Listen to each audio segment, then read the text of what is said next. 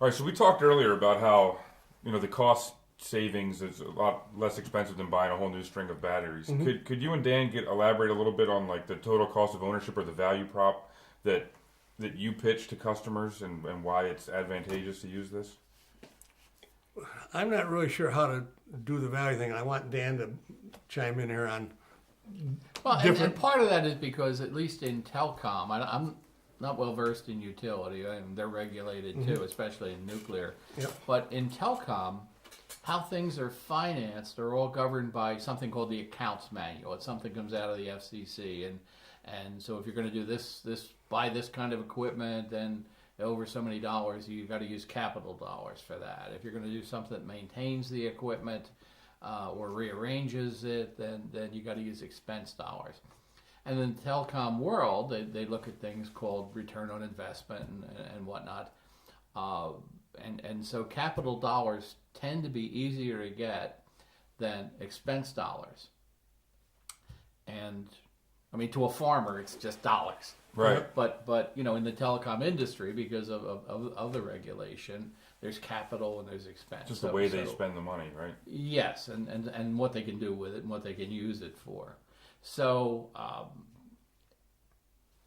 what I liked about what you were talking about with the preventing thermal runaway and things like that, it's discrete equipment. You might be able to tie that to the IOVR process and structure the pricing so that the Telecom customers can use capital dollars to improve their site. Okay. So they're making a distinct improvement to the site.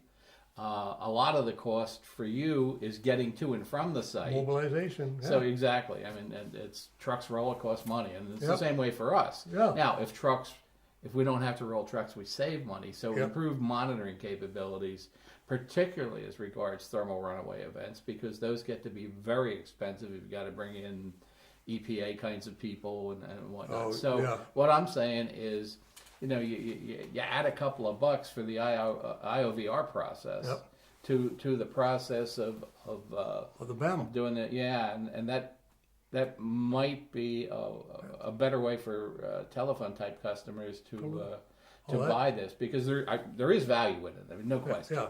So ultimately, it'll save them money in the long run from preventing a potential disaster, for lack of a better word. Yes, Okay. but I've also seen crazy things in telecom where, let's say they get a bunch of new trucks, okay, and they got to put ladder racks on the trucks, and so because they had no capital dollars to buy a welder, they'd have their mechanic, who was very capable at welding and could easily do that, drive these vehicles to a welder. And let him weld the ladder racks on it. And then drive it back. And then drive it back. Because yeah. the capital expense of the truck was what they were was using. Yeah. I mean, we had I shouldn't tell the story, but we had two new engineers come into our group, and there was no capital money for them to have computers.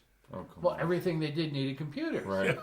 So I took two old junk computers in the back, brought them up, took one part out that I could reuse, threw the rest away. I ordered 2 cases, 2 motherboards, 2 sets of memory, and I built the computers on my desk, and that's how I mean, Oh my Lord. you got to do some crazy things sometimes, but you still got to get the job done, right? Right. So Yeah. this might be a way in that environment. Oh, Dan, that's a very good. I had never thought of that, because we're thinking like, okay, geez, if we gain you 3 or 4 years, we've given you X amount of return on investment, But I hadn't thought of the different dollars. Right.